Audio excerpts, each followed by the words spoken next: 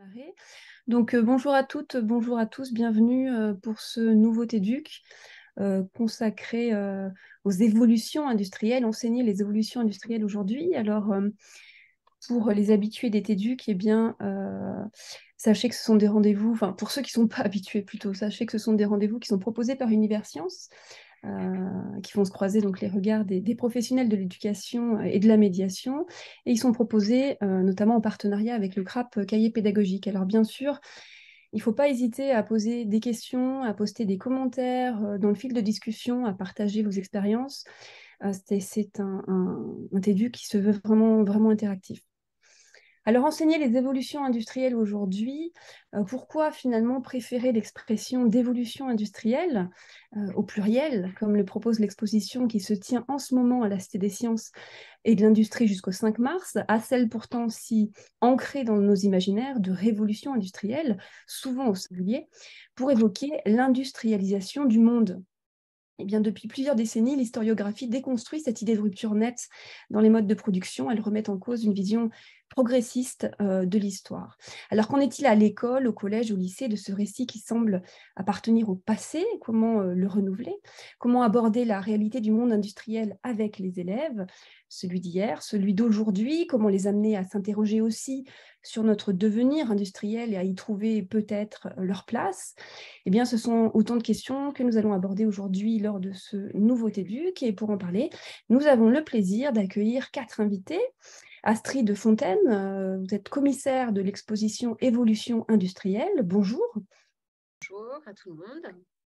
Nicolas Pierrot, vous êtes conservateur en chef du patrimoine spécialisé sur le patrimoine industriel et docteur en histoire. Bonjour. Bonjour.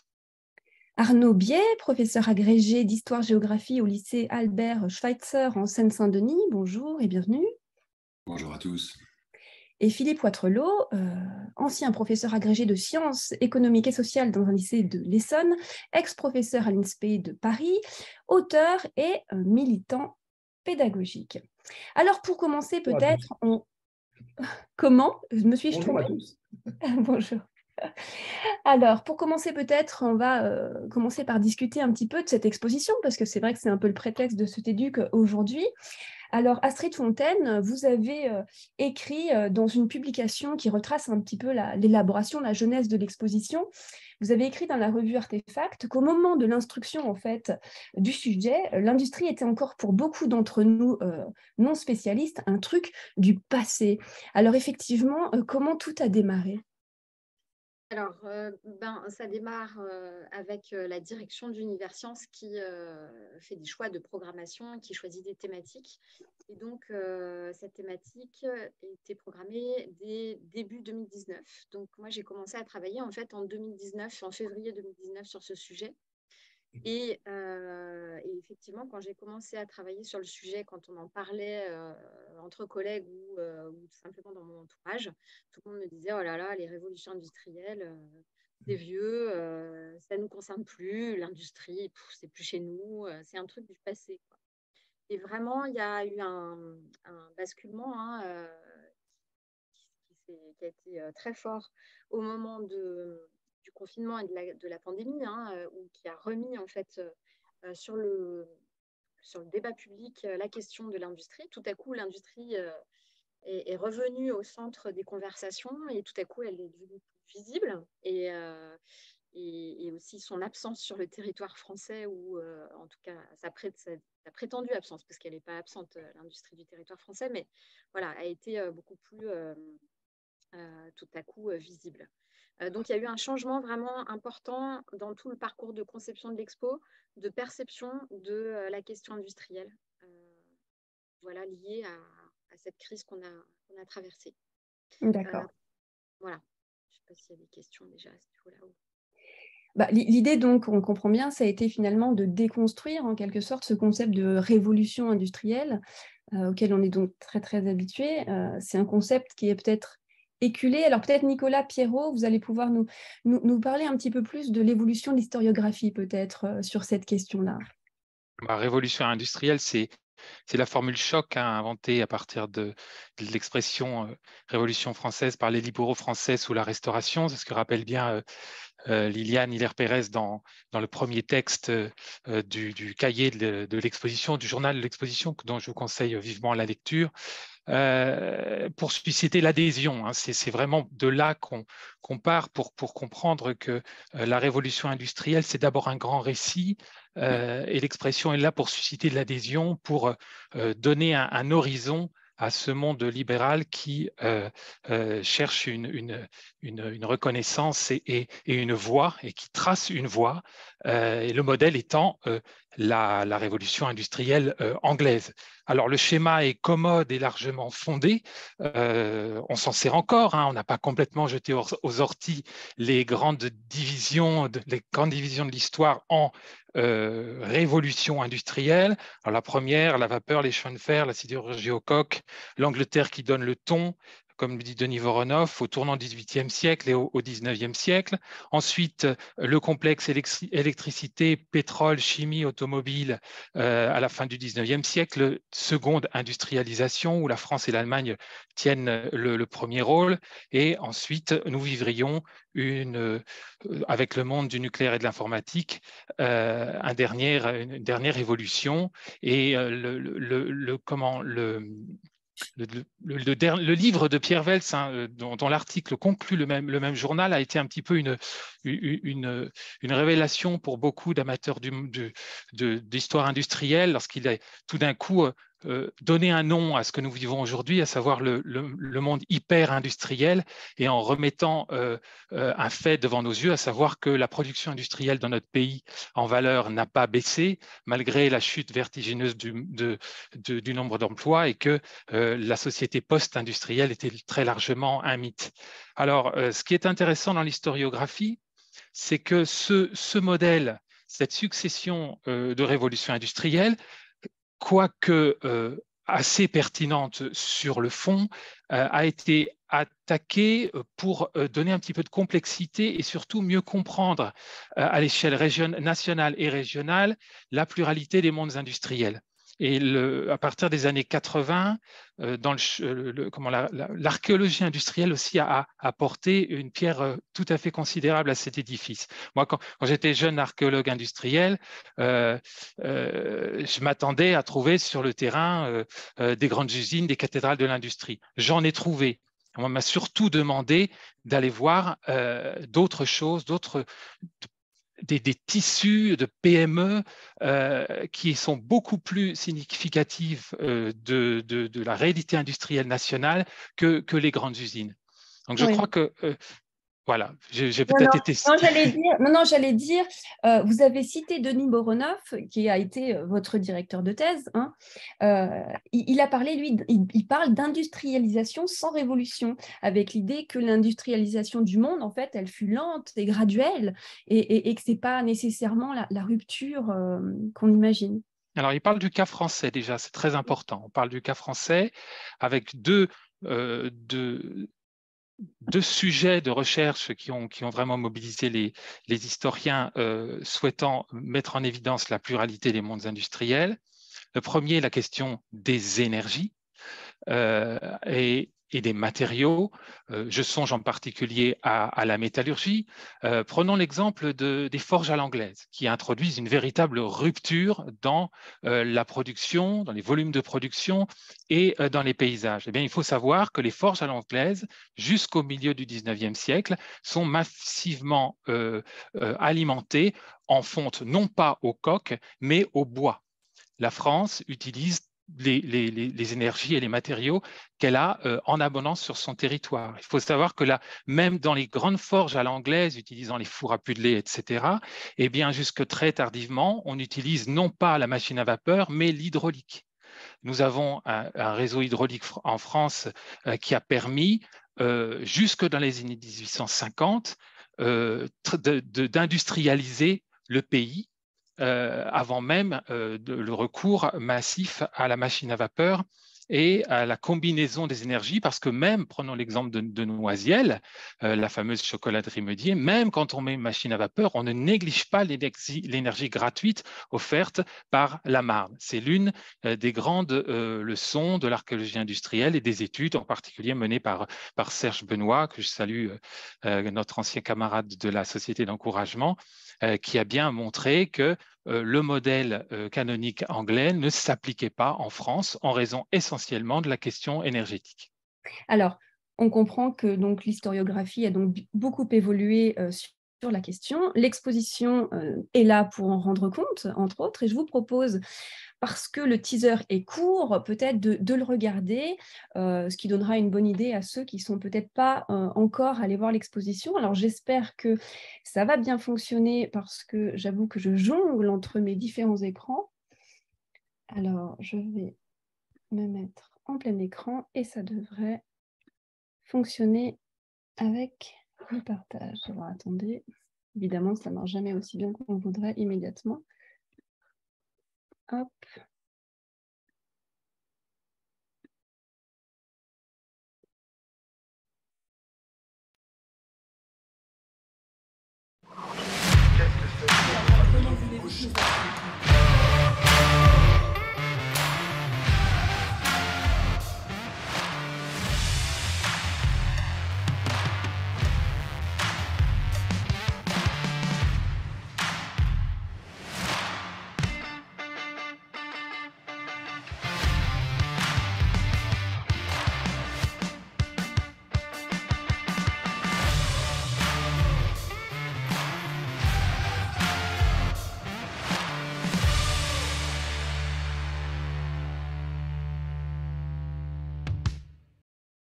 Hop, nous revoilà.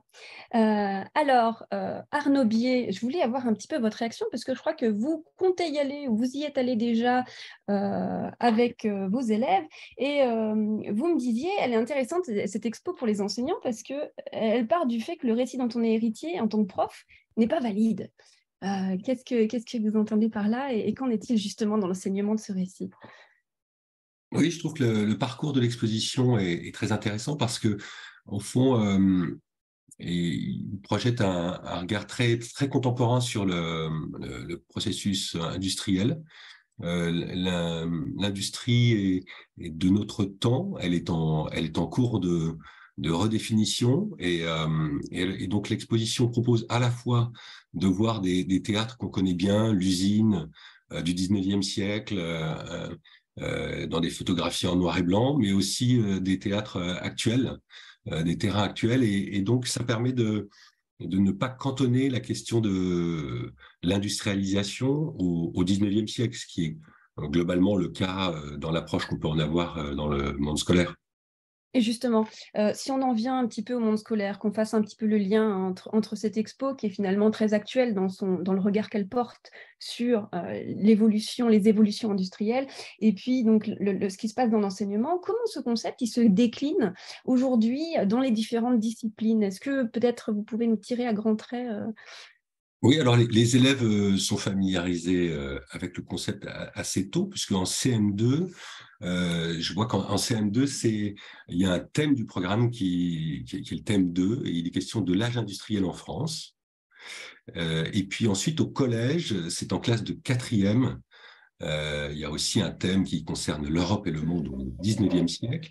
Et dans ce thème, il y a... Vous êtes connecté à l'audio, il y a une des deux parties qui s'intitule « L'Europe et la révolution industrielle ». Et en 4e toujours, les élèves font de la géographie, donc il s'agit là des espaces productifs qui sont l'occasion d'étudier des espaces industriels. Voilà. Alors pour ce qui est du lycée, il y a 2 niveaux qui sont à la fois la classe de première et la classe de terminale. En première, donc il y a l'histoire et la géographie tronc commun, où il y a un thème sur l'industrialisation et l'accélération des transformations économiques et sociales. Et il y a également, dans le détail, les questions donc, de la révolution industrielle, le terme est employé.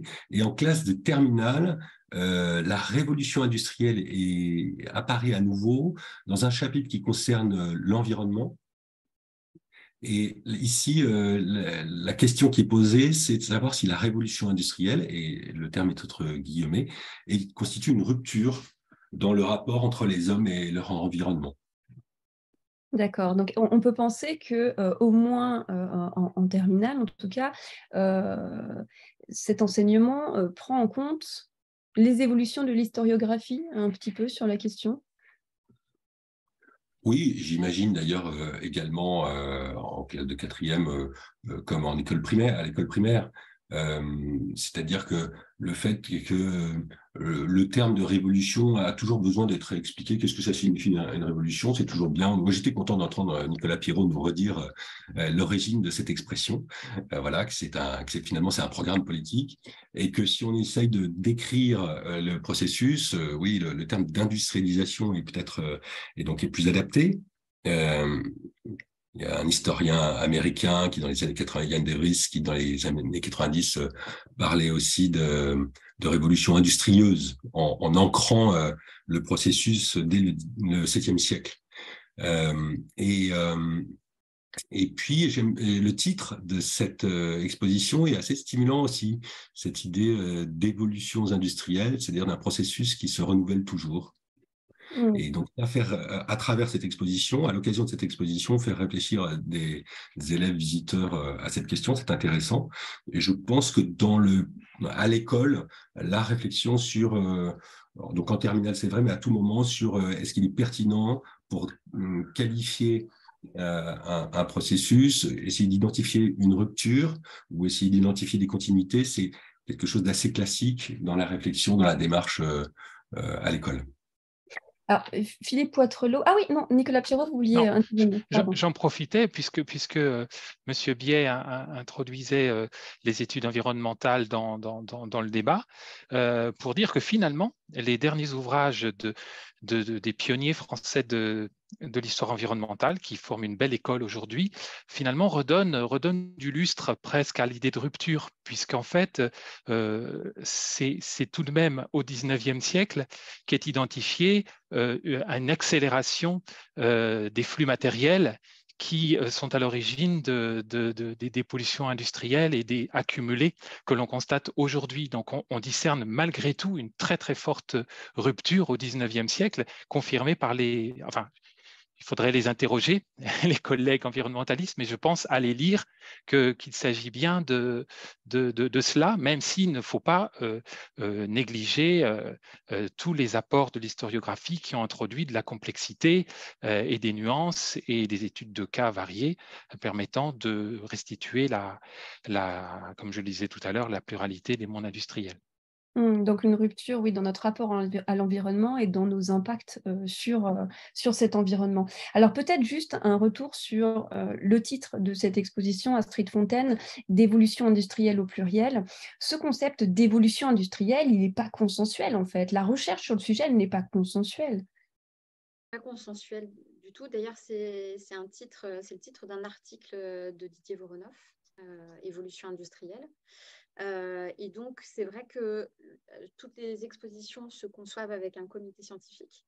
Donc, le comité scientifique pour cette expo regroupait 12 membres, dont 3 membres qui appartiennent au Centre de recherche historique de l'EHESS, donc Liliane Hilaire-Pérez, Thomas Leroux pour l'histoire environnementale et Florence Haché-Leroy.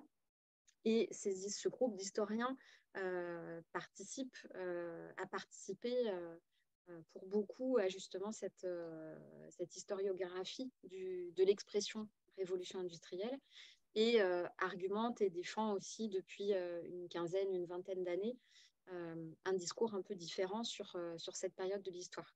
Mais c'est vrai que ce n'est pas consensuel pour autant. Après, de ce que m'avait expliqué aussi Liliane, mais peut-être que vous pourrez confirmer, collègues ou les participants, le sujet du CAPES de l'année dernière en histoire a mis au centre la question de la relecture de l'histoire des techniques sous cet angle en fait qui conduit en fait à réinterroger, à interroger cette expression de révolution industrielle. Et donc, on est peut-être aussi à un moment de bascule dans justement ce que tu disais, Nicolas, le fait que ce récit, il est plus efficient, en fait, même si il a des raisons d'être et qu'on ne va pas le balayer du revers de la main. Aujourd'hui, c'est un récit qui fait plus sens à l'échelle non plus planétaire. Et voilà. Et dans le comité scientifique, il y avait aussi donc ce groupe d'historiens et puis un groupe plutôt de prospectivistes. Et des discussions ont eu lieu entre eux, des désaccords aussi assez forts entre eux. Et l'exposition est le reflet aussi de leurs échanges, ce fil de l'ambivalence qu'on tient comme une ligne de crête tout au long du parcours et qui rend, je pense, le propos original. Parmi les prospectivistes, voilà, ils disaient on ne peut pas parler de désindustrialisation, tandis que les historiens tenaient beaucoup à parler de désindustrialisation. Et donc, c'est ces échanges-là aussi qui ont nourri tous les dispositifs de l'exposition. Et effectivement, on est dans des territoires désindustrialisés par endroits, mais à l'échelle planétaire, on est dans un monde hyper-industriel. On n'a jamais été aussi industrialisé qu'aujourd'hui. Et c'est très important de le dire et de le montrer. Voilà, je ne sais pas si j'ai bien répondu à la question. Oui, oui. Et ça me fait penser à ce que me disait dans un entretien préalable Nicolas Pirot. Vous me disiez, chaque période, chaque historiographie réinterroge le sujet en fonction de la demande sociale. Et la demande sociale aujourd'hui, elle est sur l'environnement, ainsi que sur la réindustrialisation. Mais avec l'idée d'une réindustrialisation dans un monde aux ressources finies. Donc finalement, cette historiographie, elle est pas neutre, elle n'est jamais neutre, quoi. C'est encore à moi de parler. Je veux bien réagir, mais vous avez très bien résumé. Oui, tout à fait. Moi, c'est ce que je trouve fascinant, c'est que c'est aussi pourquoi je suis resté dans ce champ, parce que comme conservateur, je peux aussi changer, changer de spécialité et devenir généraliste, mais je reste parce qu'il y a des enjeux formidables et puis surtout un renouvellement des terrains. En raison précisément de cette très forte demande sociale de compréhension du monde de l'industrie. Puisqu'on est là tous ensemble, autant donner ces expériences personnelles. J'étais encore lundi au Grand Moulin de Corbeil, qui connaissent... alors, ça vaut le coup pour ceux qui sont dans le bassin d'Évry et Corbeil de passer devant, avec les élèves même, voilà, qui connaissent une mutation absolument inouïe. C'est une expérience professionnelle rare. Alors, j'en connais plusieurs qui sont liés à la mutation énergétique aujourd'hui. C'est-à-dire que l'archéologie industrielle se renouvelle grâce aussi à la mutation que connaît l'industrie elle-même, pas simplement par les fermetures d'usines telles qu'on les a connues dans les années 80-90. Aujourd'hui, ce sont des mutations de sites pour réindustrialiser sur d'autres bases énergétiques. Comme le dit Pierre Vels, les industriels savent faire des économies quand ils en ont besoin, c'est même dans leur ADN. Et là, que fait les Grands Moulins de Corbeil? Ils cèdent la moitié du site pour un grand projet qui donnera lieu à un grand projet urbain du côté de la mairie. Et de l'autre côté, ils réindustrialisent. Et j'ai bientôt le nouveau moulin 4.0, Pierre Vels en parle beaucoup de cette nouvelle génération d'usines, est déjà en partie démarré. C'est un moulin de type salle blanche, je dirais, ultra moderne, conditionné, qui va, grâce à une innovation, consommer 30% d'énergie de moins. Donc, on est à la fois dans le travail de mémoire. Vous trouvez, il y a un petit site, il y a un petit film qui retrace sur Internet l'histoire du site et surtout qui donne la parole aux témoins pour raconter leur fierté d'avoir travaillé au Grand Moulin de Corbeil et surtout leur fierté de se projeter dans l'avenir grâce à une réindustrialisation qui, malheureusement, est aussi synonyme, et ça on le sait très bien, de baisse du nombre de salariés. Il faudra les reclasser ailleurs, si ce n'est déjà le cas. Voilà, donc l'industrie elle-même intègre ces questions, pas forcément environnementales, mais en tout cas de tournant énergétique. Et cela nous donne l'occasion de regarder l'avenir tout en répondant aux questions traditionnelles sur l'histoire de l'industrie et son évolution. Et en ne négligeant aucun sujet, il n'y a pas de sujet tabou, en particulier ceux du risque du travail, en particulier ceux de la pollution. Et nos collègues environnementalistes ont raison de dire que dans les années 80 et 90, L'archéologie industrielle a peut-être un peu eu trop tendance, enfin, les tenants du patrimoine industriel ont un peu trop tendance, pour renarcissiser les populations qui avaient perdu leur emploi, à écrire un récit valorisant, positiviste de l'industrie. Il faut y réintégrer, c'est vrai, les risques du travail, les maladies professionnelles, voilà, l'industrialisation pour le meilleur et pour le pire, et bien sûr les questions environnementales. Alors, on y reviendra hein, sur l'évolution des sites industriels, parce que je pense qu'on a là quand même, sur le plan pédagogique, quelque chose d'assez génial, hein, de se rendre sur ce type de site avec des jeunes, quel que soit le niveau d'ailleurs. Je pense qu'on peut balayer comme ça toute une période de l'histoire et on pourra y revenir. Philippe Poitrelot, je voulais vous donner la parole. On ne vous a pas entendu. Alors, vous aviez un problème de micro tout à l'heure. J'espère que c'est résolu. Bon, c'est réglé. Vous êtes là ? OK. Alors, vous me disiez, je voulais savoir, est-ce que vous sentez un décalage ? Alors, vous n'êtes plus dans l'enseignement, mais enfin, c'est très récent. Très récent. Un décalage, finalement, septembre. entre l'évolution de l'industrie aujourd'hui, ce qu'est l'industrie aujourd'hui et la façon dont on enseigne au collège, au lycée notamment. On enseigne encore, je crois, mais je dis peut-être n'importe quoi, et corrigez-moi que les participants me corrigent si je dis des bêtises, mais on enseigne encore l'idée de 3 secteurs, primaire, secondaire, tertiaire, etc. Quelque chose de très, vous me disiez, alors qu'en fait, il y a une convergence énorme aujourd'hui entre, par exemple, le secteur manufacturier et le secteur des services. Et d'ailleurs, Pierre Weltz, qui est ingénieur et sociologue, on l'a cité à plusieurs reprises depuis tout à l'heure, il parle d'une orientation servicielle de l'industrie aujourd'hui. Donc voilà, est-ce qu'on arrive à intégrer dans l'enseignement ces évolutions qui sont ultra rapides en fait aujourd'hui ? Alors, avant de répondre à votre question, juste quand même un petit point identique à celui d'Arnaud Biais sur les programmes en SES, sciences économiques et sociales, donc au lycée. J'ai cherché, le mot industrie ne figure pas dans les programmes en tant que tel. En revanche, je suis aussi intervenu en prépa EC pour école commerciale, et là, ça fait partie des grands classiques du début d'année de colle de prépa, avec des sujets comme la révolution industrielle est-elle seulement technique, la révolution industrielle résulte-t-elle seulement d'une transformation de l'offre, etc., etc. Transition démographique, révolution industrielle. Donc en fait là, par contre, c'est dans l'enseignement post-bac, c'est encore un outil qui permet de construire ensuite des plans en 3 parties et de faire ces fameuses colles, ces fameux oraux. Et ça permet effectivement de questionner, parce que la posture classique, c'est justement de montrer que révolution, est-ce que c'est un caractère soudain ? Non.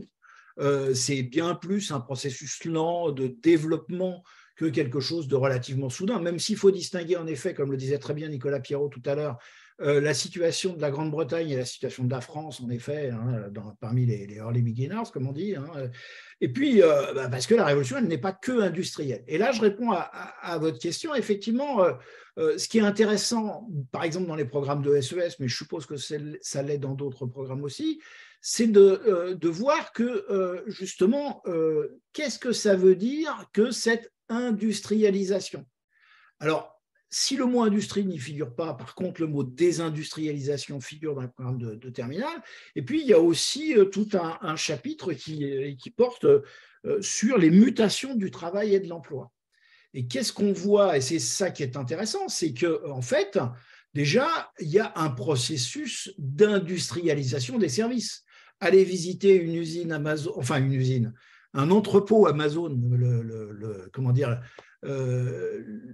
c'est presque un jeu de mots, mais enfin, voilà, c'est une usine autant qu'un entrepôt, hein, puisque le processus industriel est très présent. De la même manière, si vous prêtez attention à tout simplement un restaurant McDonald's, vous voyez bien que là aussi, on est dans une logique très industrielle.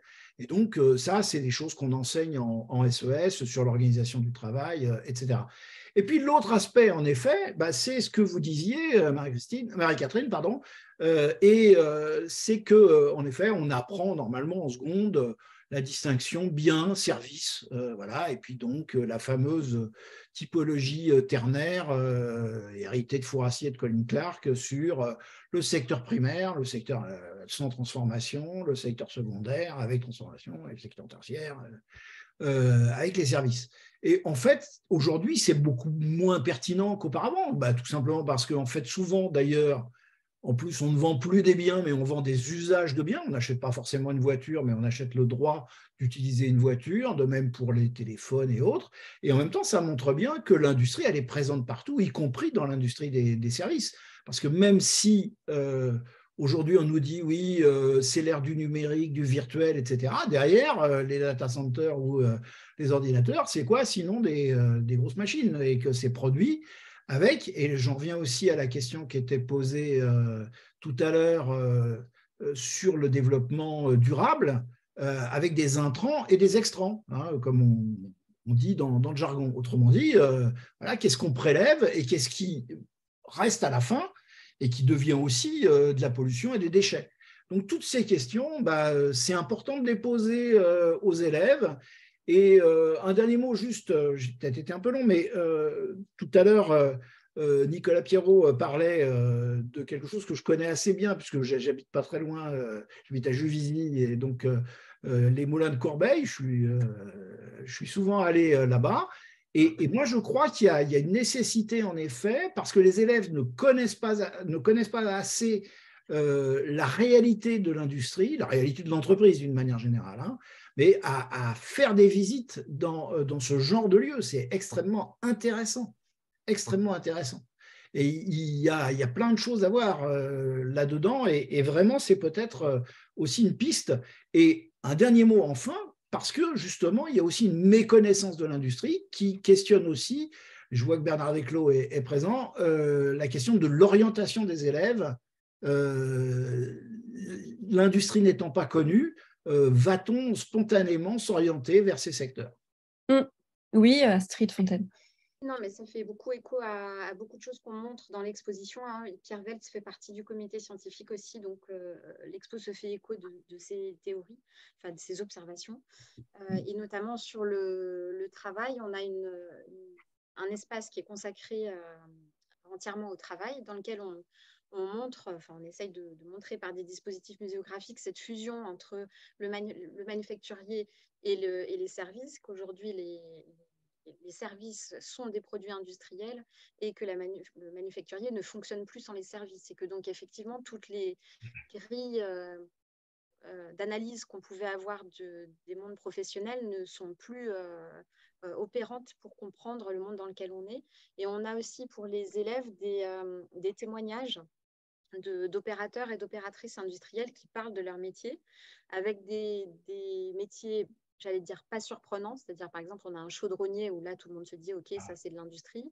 Et puis, on a aussi, par exemple, un marin qui pose des câbles sous-marins, qui achemine Internet. Et donc, c'est intéressant de voir aussi cette rencontre entre un très vieux métier et puis quelqu'un qui parle qui est porté aussi par... S'il y a un chaudronnier, c'est très bien cette exposition. Mon père était chaudronnier. Voilà, et je voulais vous dire aussi qu'on parle beaucoup des infrastructures. Enfin, un des objectifs de l'expo, c'était aussi de révéler tout ce qui est invisible derrière l'industrie. Il y a beaucoup de choses qui sont hors de portée de notre vue, que ça soit les chaînes de production derrière des objets du quotidien, mais que ça soit aussi les infrastructures du numérique. Ces infrastructures numériques, elles sont invisibles parce qu'elles sont gigantesques. Donc, on ne les voit pas, les satellites, les câbles sous-marins, les data centers, on ne les voit jamais. Et elles sont invisibilisées aussi par un champ sémantique qui est celui de l'immatériel, du cloud, du virtuel. Alors que ce sont des infrastructures qui sont fascinantes. Enfin, c'est une cathédrale technologique de dingue qu'on a construite sur notre planète. Et en même temps, elles ont une réalité matérielle et un coût aussi énergétique, environnemental important. Oui, Philippe. Oui, juste un mot très rapide, mais il y a aussi évidemment un thème qui est caché derrière celui de l'industrialisation, c'est celui de la mondialisation. Et c'est celui évidemment des problèmes qu'on évoquait, le confinement et tout ce qui s'est passé avec la crise Covid, qui a bien montré aussi les problèmes d'interdépendance et donc aussi de souveraineté industrielle sur un certain nombre de produits. Et donc ça, c'est quelque chose qui doit être aussi traité en cours et qui mérite d'être vraiment questionné, parce que l'industrie, celle qui n'est pas invisibilisée, elle est en fait déportée très loin.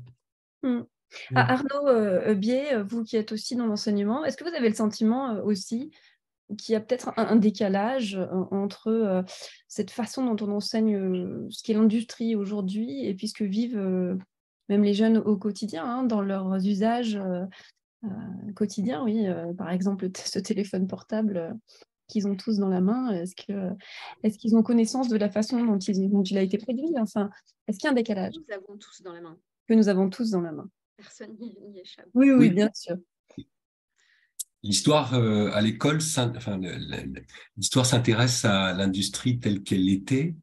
Et la bonne entrée, sans doute, pour regarder à l'école et faire réfléchir les élèves à l'école sur l'industrie et ses évolutions, c'est plutôt la géographie qui offre une entrée, aller observer des espaces industriels sur le terrain, analyser sur des cartes l'organisation d'espaces industriels, d'espaces d'activité, leur relation avec des espaces plus logistiques, mais comme plusieurs viennent de le dire, ce domaine de la logistique, de la circulation des biens est lui-même très mécanisé. Et reprend en fait des processus qui sont des processus industriels, et comme vous le disiez, la distinction entre secteur secondaire et secteur tertiaire là est plus tellement opérante. Donc avec des élèves, on peut vraiment aborder l'industrie comme quelque chose de notre monde et essayer de décrypter des choix d'organisation qui sont ceux de notre temps à travers l'analyse des espaces. Et n'oubliez pas la technologie au collège, nous dit une tout à fait. participante. Ah ouais, effectivement. Alors, oui. Si je peux juste dire un truc par rapport aux disciplines, en fait, c'est que effectivement là, on a les programmes pour sciences économiques et sociales et peut-être plutôt histoire, mais je pense que l'intérêt de l'exposition, c'est aussi de parler à toute discipline. C'est qu'en fait, n'importe quel enseignant peut venir, quelle que soit sa discipline, et trouvera nourriture abondante dans l'exposition, y compris les filières pro, les filières techno, la philosophie. C'est au programme, la technique est au programme de philosophie, effectivement. Ouais. Enfin voilà, je pense que vraiment c'est pas une exposition d'histoire, c'est pas une exposition de technique ou de techno. Voilà, c'est plus une réflexion interdisciplinaire sur qu'est-ce que c'est que le processus d'industrialisation dans la vie des hommes. Et on a également, pour revenir juste une parenthèse sur les objets, un temps assez conséquent consacré, qu'on a appelé le temps des objets, où voilà, on aborde différentes facettes de l'industrialisation à travers le prisme des objets. Les objets. Oui. Et ce qui est très remarquable aussi dans cette exposition, c'est qu'elle offre des angles et des traversées très variés.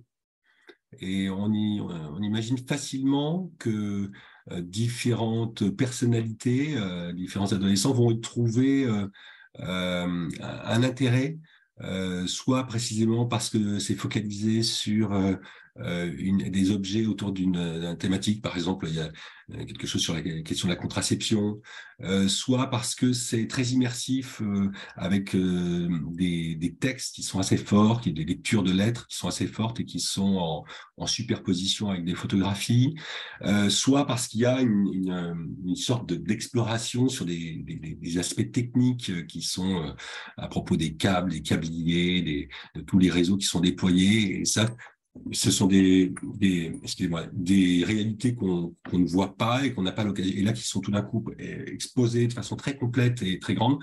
Voilà, et tout cela, je trouve, démultiplie les regards. Et effectivement, on n'appartient pas à une réflexion proprement historique, ou ni proprement sociologique, ou ni proprement géographique. On expérimente aussi en tant que visiteur cette variété disciplinaire ou intellectuelle. Et d'ailleurs, cette exposition, elle propose des parcours de visite parce qu'elle est tellement riche qu'elle nécessite, oui, peut-être de se focaliser, de choisir un angle, et elle nécessite aussi une médiation. Alors, Astrid.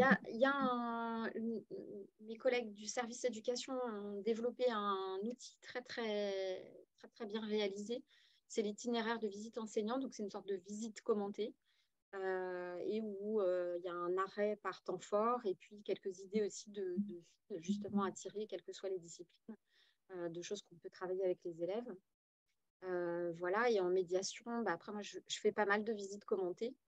Et puis, il y a aussi des gens extérieurs, par exemple AIA Life Designer, qui est un collectif d'architectes impliqués dans l'architecture, justement, forte composante environnementale, qui s'est approprié l'expo et qui fait des visites commentées de l'expo sous leur angle urbanisme et industrie.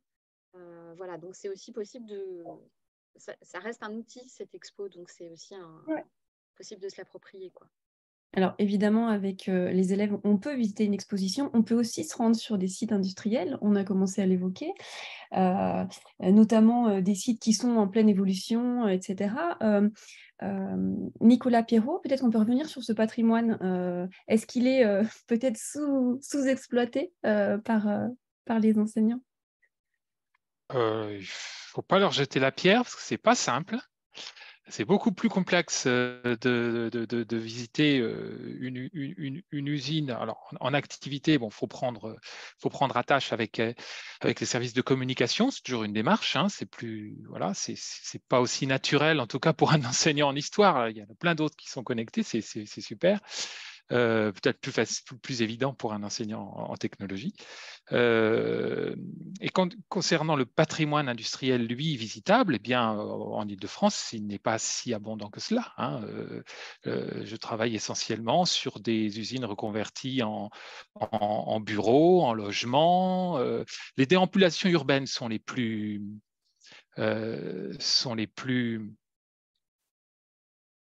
faciles à organiser finalement, comprendre un tissu, comment il s'est constitué. Voilà. Le seul endroit, par exemple, je ne vous donnerai que cet exemple-là, où on peut voir une machine à vapeur remise en mouvement en Île-de-France, c'est Saint-Fargeau-Pont-Thierry au Centre culturel Le Roi. Donc, on n'est toujours pas loin de Corbeil, exprès pour M. Vattrelot, qui est une réalisation absolument formidable où j'espère les élèves viennent nombreux, où on peut à la fois voir comment fonctionnait une usine, la plus grande usine française de fabrication de papier peint, et où on peut voir une machine à vapeur remise en mouvement. Voilà, c'est de la pédagogie. Mais sinon, les endroits où on peut montrer à nos enfants ce qu'était réellement une usine, en tout cas en Île-de-France, sont très rares. Dans d'autres régions françaises, ce n'est pas le cas. Hein. Abondance de musées de la mine. Voilà, heureusement, les petits du Nord-Pas-de-Calais viennent en masse au musée de Leward, même s'il y a un côté peut-être un peu aseptisé encore à Leward, muséifié, il y a quand même une très forte, un pouvoir évocateur extrêmement fort de ce genre de musée. Je ne vais pas vous faire le tour de France parce qu'il y en a qui demandent la parole. Voilà. Non, mais vous aimeriez qu'il y ait place dans l'enseignement pour un objet usine. Ah oui.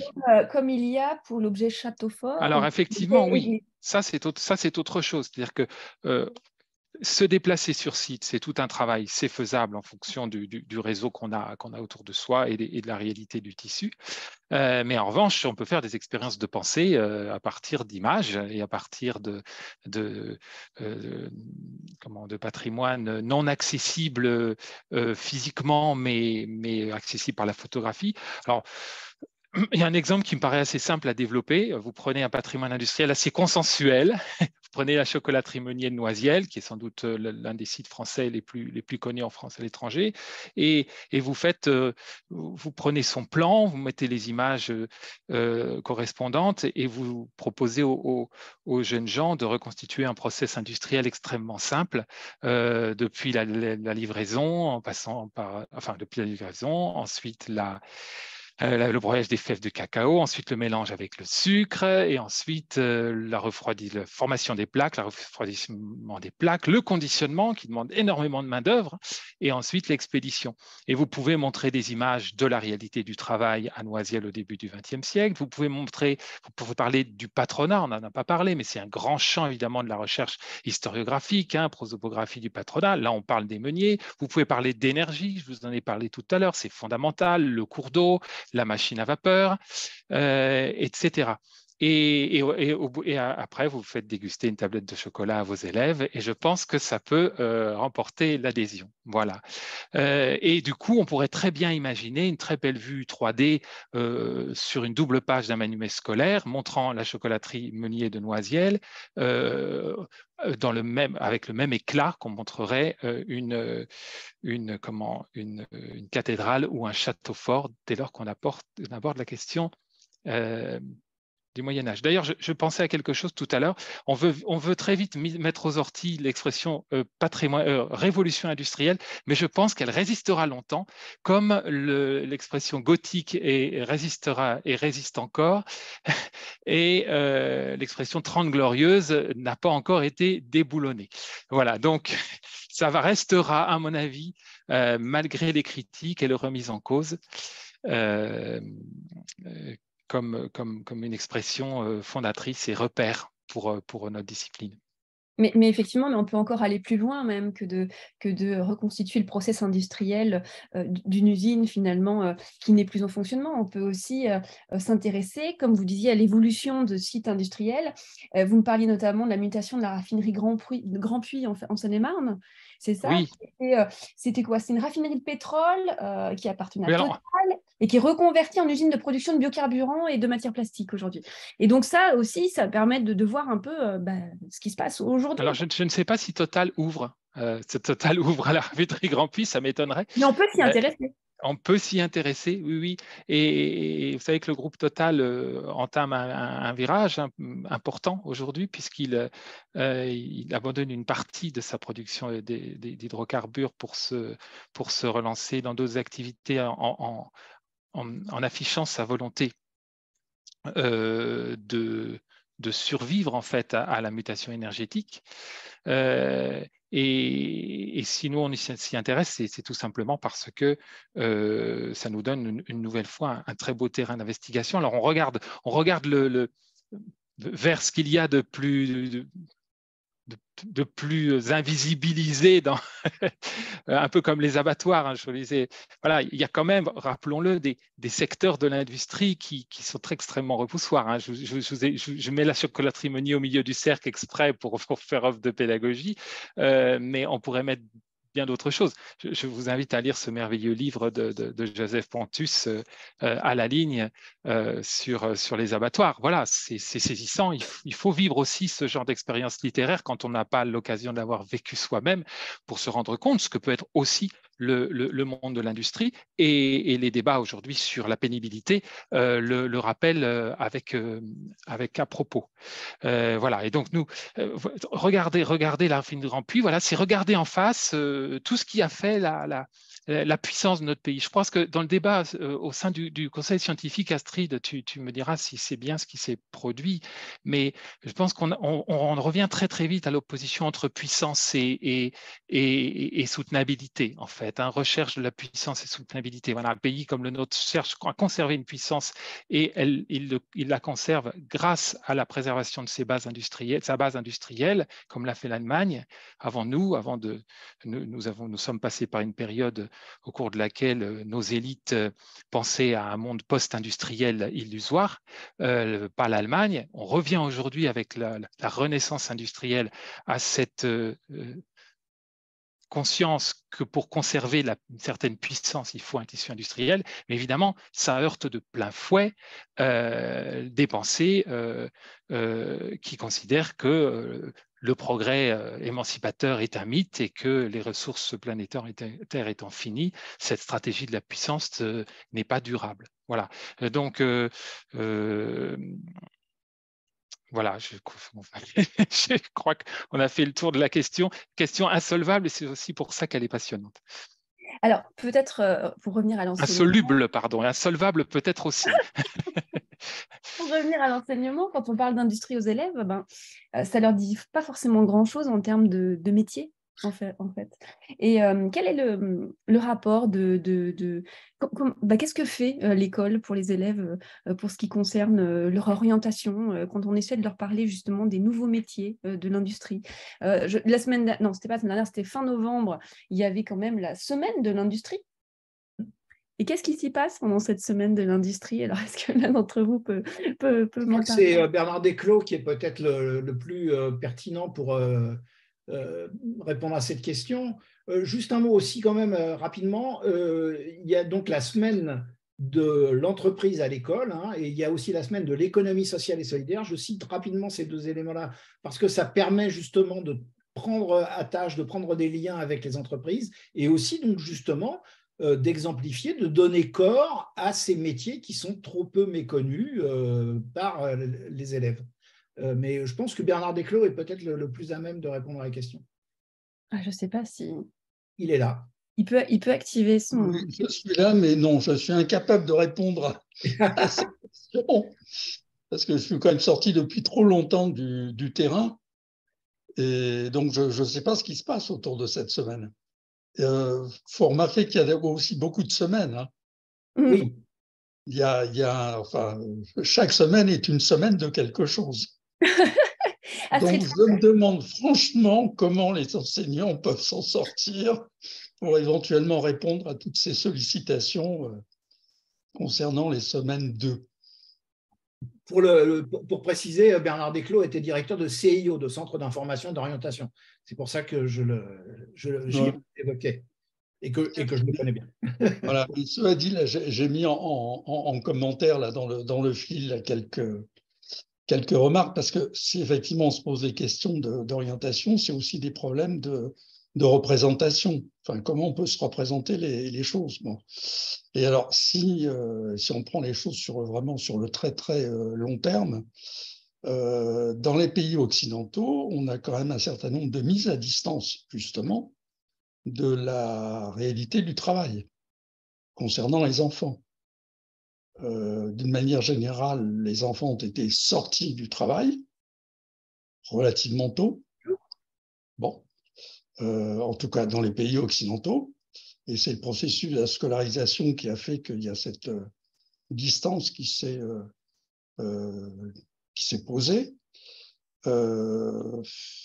Actuellement, on a des interdictions pour entrer dans la situation de travail aussi qui se posent.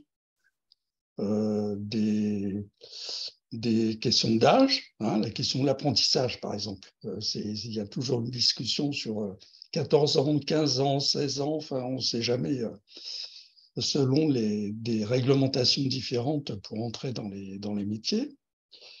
On a un phénomène de scolarisation de plus en plus longue, c'est-à-dire que l'entrée dans le travail se fait maintenant autour de 18-19 voire au-delà, mais en moyenne générale, on doit avoir près de la moitié de la population d'une génération en situation, entre guillemets, scolaire à 21 ans.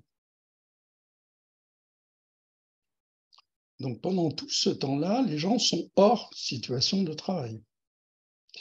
Et puis il y a une troisième phénomène que l'on a aussi, et là ça rejoint les questions de géographie qui étaient évoquées, c'est-à-dire que dans les phénomènes d'urbanisation, on a une mise à distance des lieux de travail, une séparation, et donc une invisibilité.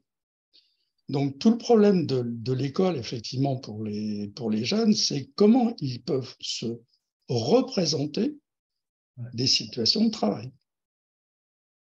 Et justement, alors, voilà, c'est la question. Le processus les met à distance de ce travail et les protège officiellement. Voilà. Donc là, on est dans un paradoxe qui est posé, c'est que l'école doit couper du reste et en même temps, elle doit lier. Et alors là, c'est un peu, justement, je crois, la complexité pour les enseignants de se retrouver dans cette situation-là.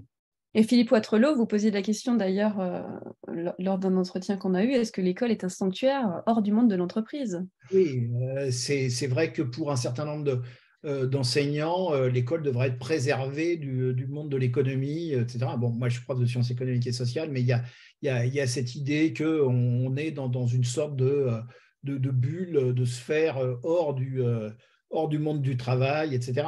En oubliant que quand même, il y a un tiers de nos lycéens qui ont un bac pro, un autre tiers, un bon gros tiers, un bac techno, et donc voilà, on raisonne comme si tout le monde avait un bac général. Bon, ça c'est le premier point. Et puis le deuxième point, c'est qu'effectivement, les programmes sont de plus en plus conceptuels et désincarnés. Moi, j'étais très content d'entendre évoquer Joseph Pontus, par exemple, parce que ça, c'est des textes à faire lire aux élèves, parce que là, ça donne de la chair à quelque chose qui est autrement un simple concept. Moi, au début de ma carrière, dans les années 90, enfin 80-90, j'ai participé à plusieurs manuels scolaires, et je m'étais chargé du chapitre sur l'organisation du travail. Et j'avais mis un long extrait du texte de Robert Linhart, L'établi. Et parce que ça me semblait indispensable de donner de la chair à quelque chose qui sinon se résume à un concept, taylorisme, ça veut dire, c'est tout. Et donc il y a vraiment cette nécessité-là d'exemplifier, voilà, qui me semble essentielle. Parce que pour revenir à cette fameuse semaine de l'industrie, quand même, on peut lire sur le site de l'Éducation nationale que l'un des objectifs, l'enjeu, c'est de changer le regard que les jeunes portent sur les métiers de l'industrie, de les sensibiliser et de les informer sur les opportunités de carrière. Donc il y a quand même cette volonté-là de leur apprendre, de leur montrer ce que sont ces nouveaux métiers. Oui, Astrid Fontaine. Et revenir aussi sur cette histoire de semaine de l'industrie, parce qu'un des partenaires de l'exposition, c'est l'UIMM, l'Union des industries et métiers de la métallurgie, et que l'UIMM, avec d'autres instances, a en 2019 justement conçu une exposition qui a pas mal tourné en France, qui s'appelait l'usine éphémère, qui a été montrée au Grand Palais et puis après qui a tourné aussi en région, et dont la vocation était vraiment de reconstituer des environnements de travail le plus attractifs possible, puisque quand même la problématique des industriels aujourd'hui, c'est que plus personne ne va dans ces métiers, ils ont beaucoup de mal à recruter, et ils sont vraiment associés, dans les représentations. Il y a même un rapport qui a été conduit qui n'a pas été rendu officiel, mais une étude sur les représentations autour de l'industrie chez les plus jeunes, qui est catastrophique. C'est ce qu'on disait, un truc du passé, c'est le taylorisme, c'est l'usine, c'est l'esclavage, quoi, en deux mots. Alors que dans les nouvelles filières et puis l'industrie telle qu'elle a évolué, il y a énormément de nouveaux métiers qui sont complètement méconnus et qui demandent aussi des compétences techniques, qui demandent beaucoup de choses qu'on n'imagine pas, même, j'allais dire, même nous. Et donc, la semaine de l'industrie, il y a tout un tas d'événements qui sont organisés. C'est une sorte de label, en fait. En gros, n'importe quelle structure peut proposer un événement et le labelliser semaine de l'industrie de manière à ce qu'il apparaisse dans son catalogue. Et juste pour vous dire, sur la thématique du travail, dans le cadre de l'exposition, au moment avant la semaine de l'industrie, on a proposé des journées événementielles avec 3 débats, dont un qui était consacré justement au travail, à l'avenir du travail. Parce que ça, c'est quand même une vraie problématique aussi, c'est que beaucoup des métiers qui sont existants aujourd'hui vont disparaître demain et relativement vite. Et donc, il y a vraiment nécessité à informer aussi les plus jeunes de ces transformations qui vont arriver de manière plus ou moins brutale. Et donc, il y a eu un débat avec une classe de 4e, et c'était vraiment intéressant parce que donc, il y avait Thierry Veil, qui occupe la chaire de futur du travail à l'École des Mines, qui fait partie du comité scientifique, et puis deux industriels, avec une classe de 4e. Et quand on a vu qu'il n'y avait qu'une classe de 4e inscrite à ce débat, on s'est dit, aïe, aïe, aïe, le niveau de débat, est-ce que ça va être adapté? Est-ce qu'ils vont... Voilà. Et on a été vraiment extrêmement surpris par la vivacité de ces gamins, qui étaient parfaitement en fait en phase avec ce qui était présenté, qui en même temps jouaient à des jeux sur leur téléphone portable tout en suivant le débat et en challengeant les intervenants. C'était vraiment bluffant. Donc je pense qu'il y a aussi un écart entre nous, comment on se représente le monde dans lequel vivent ces... Alors, vous êtes enseignant, vous êtes en prise directe, j'allais dire, beaucoup plus fréquemment, sans doute, que moi, par exemple, avec ces jeunes, mais c'était vraiment très intéressant. Et je vous mettrai le lien voilà, avec le replay de ces thématiques, qui étaient donc l'avenir du travail, écologie et industrie sont-elles compatibles, et géographie industrielle.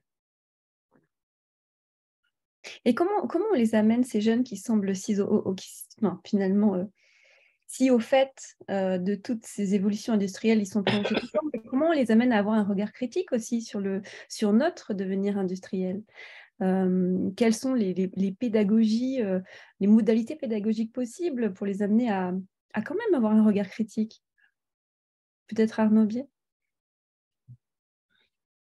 Oui, je pense que les élèves ont un regard critique déjà, et il y a toute une circulation de critiques dans les médias qui sont les leurs et comme les médias en général, sur notre monde tel qu'il est construit, tel qu'il s'organise, tel qu'il peut avoir des dérives.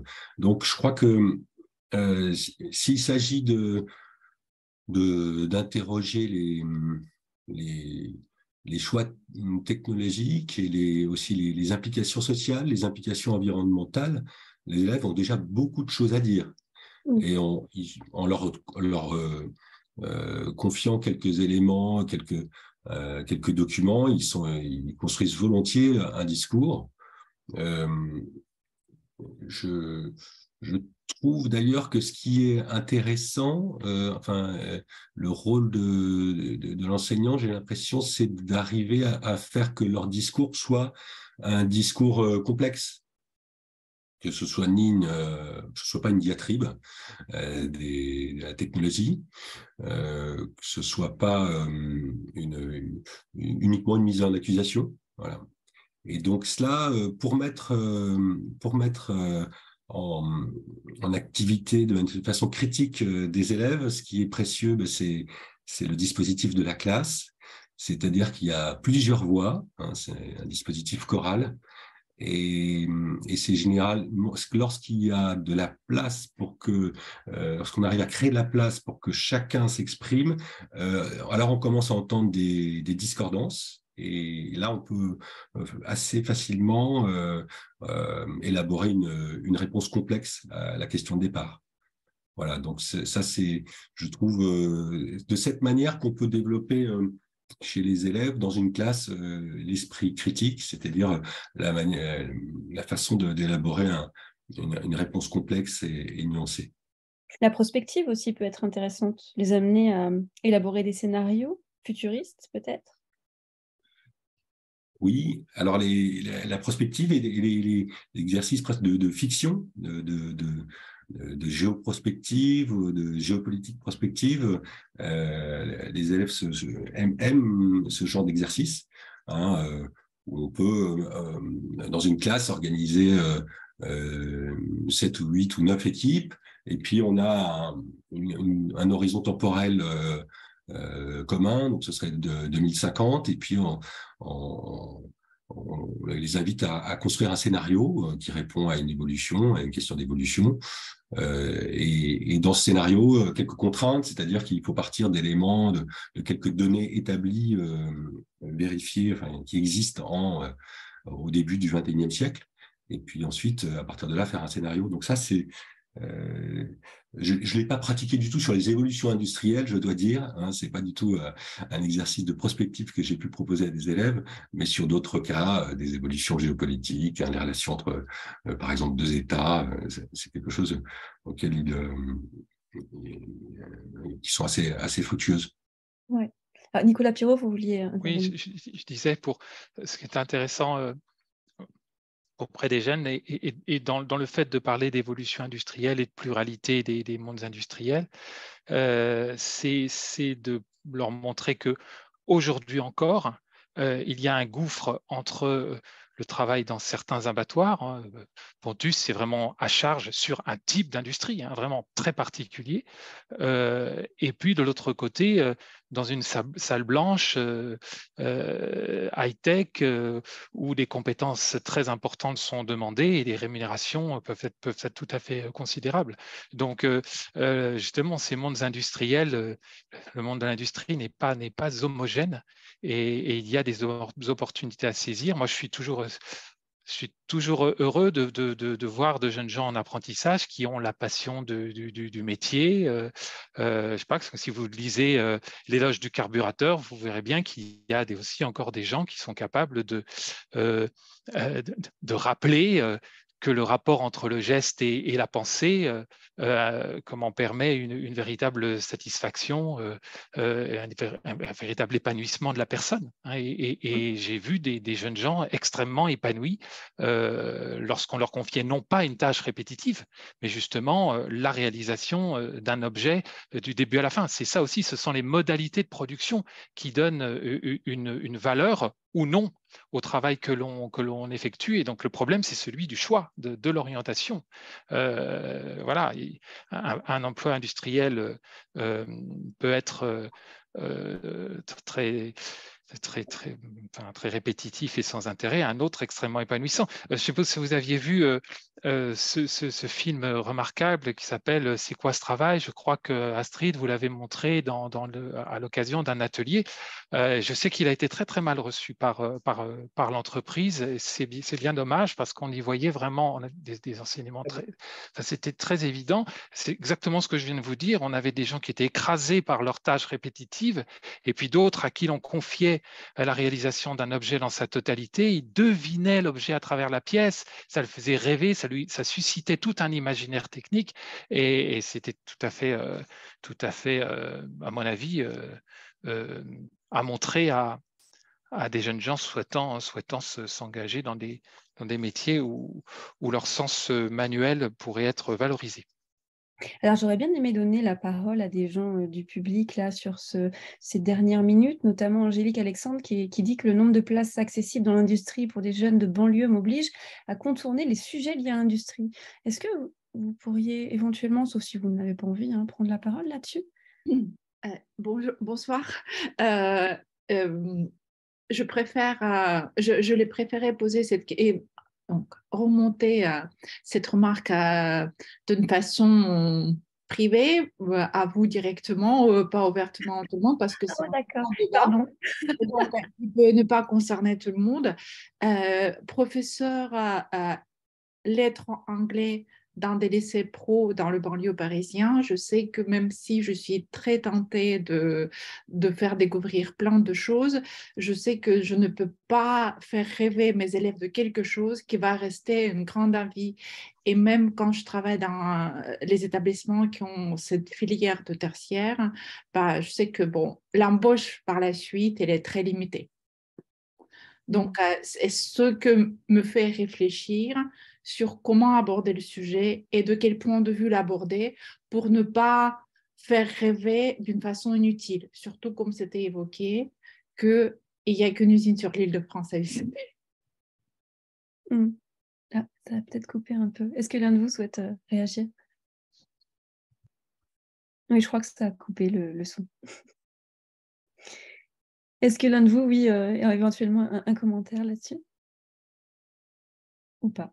Sinon, il y avait un autre élément dans les commentaires qui m'intéressait, c'était Richard Fuentes qui partageait un commentaire sur l'usine extraordinaire qui devient l'événement Viva Fabrica à Lyon. Alors peut-être qu'il peut nous en parler rapidement, s'il est encore là. Oui, bonsoir. Bonsoir. Oui, je suis encore là. Merci pour ces échanges. Oui, en fait, il y avait eu 2 éditions de l'usine extraordinaire. Je crois qu'il y avait eu une édition, la première avait eu lieu au Grand Palais, comme ça avait été évoqué tout à l'heure, et une deuxième sur le Vieux-Port à Marseille. Et puis là, il y a une édition qui a lieu à Lyon qui a changé de nom, voilà, mais qui est un événement qui est là pour promouvoir l'industrie, les métiers de l'industrie et comment évolue l'industrie. Voilà, et ça a lieu les 24, 25, 26, 27, je crois, février.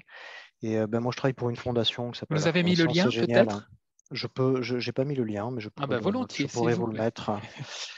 Je pourrais le mettre. Moi, je travaille pour la Fondation C'est Génial. Alors, pour ceux qui ne connaissent pas, c'est une fondation d'utilité publique qui fait la promotion des sciences et techniques et du numérique auprès des jeunes et qui valorise notamment les métiers de l'industrie.